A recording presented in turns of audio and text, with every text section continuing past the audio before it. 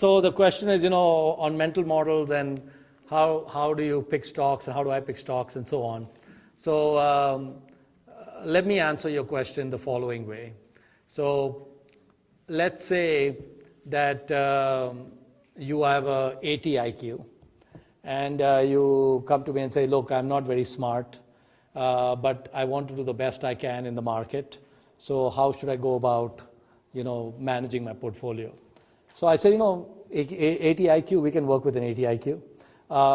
Buy an index fund. Buy the S&P 500 index, dollar cost average, every paycheck maybe 15%. Over a lifetime, you're going to wake up at 70 and be rich. 7 figures for sure. Now you say to me that I have a 90 IQ. I'm much smarter than the 80 IQ guy. Can I do better? And I would say to you, of course, we have more to work with. With 90 IQ, we can definitely do better. Buy Berkshire Hathaway. Okay? So probably you'll beat the S&P 500 index, somewhat better. Again, dollar cost average, and put some money from every paycheck and you're done. Then the 100 IQ guy comes to me and say, look, I'm better than these guys. I'm 100 IQ. Can I do better than that? I say, 100 IQ, of course we can work with that and we can do some more things with that. So of course we can do better. And there were these two professors, business school professors, one was at Ohio State and one was at University of Nevada, and they did a study over 30 years, 1976 to 2006.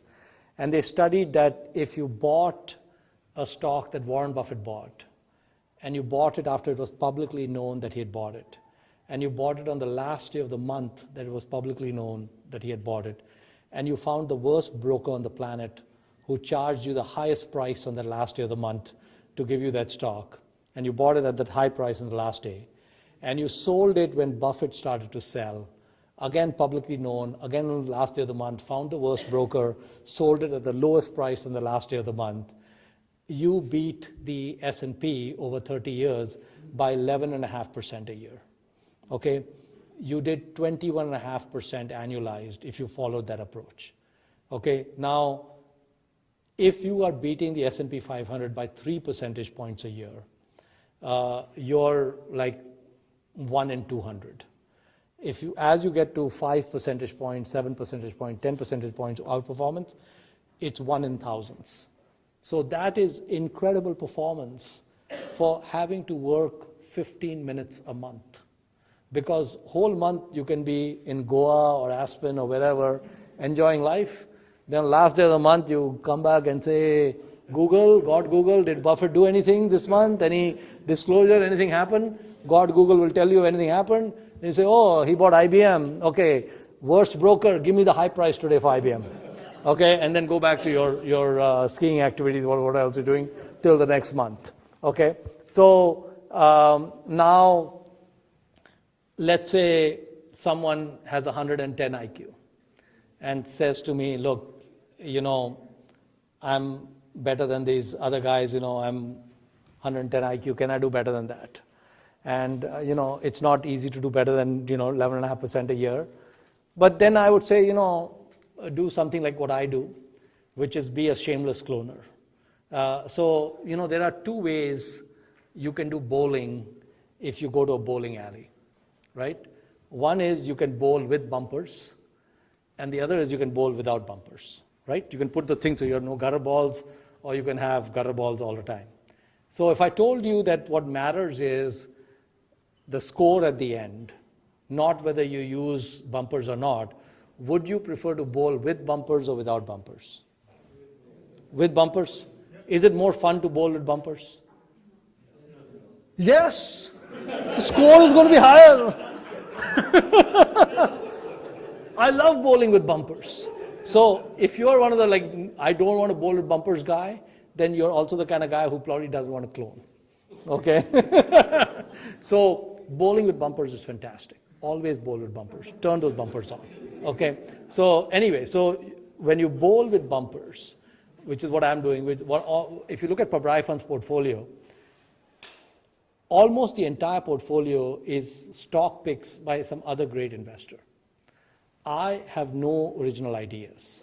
Okay? So I just look at what some other smart person is doing, seeing if I can understand what they've done, and then buy the same thing. And the incredible nature of this wonderful country is I get paid for doing that.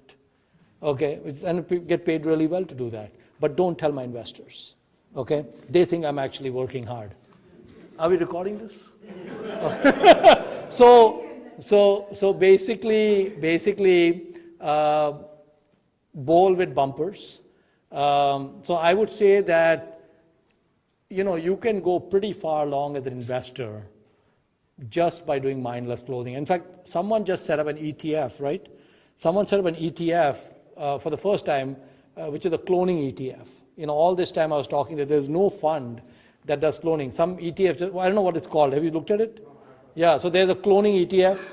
Apparently it has great performance. It's looking at all these, I don't know what it'll do in the future, disclaimer, no idea. But, that might be a good place to start. Or you could do just what those two professors said. Just, 15 minutes a month. And that's it. So, I'm sorry to disappoint you. Just one. How much Berkshire do you own? Well, between us girls, I have one share. So I'm legal to go to the meeting. The reason I was asking you is whether you follow the Buffett and Munger thought process, or you just... There have been times in the past where I've had significant holdings of Berkshire. So the question was, how much Berkshire do I own? And I own one share. But at times when it has been cheaper, I've bought more of it. I think owning Berkshire is a great choice.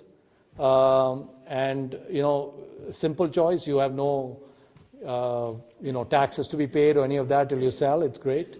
But, some folks may think they can do better than that.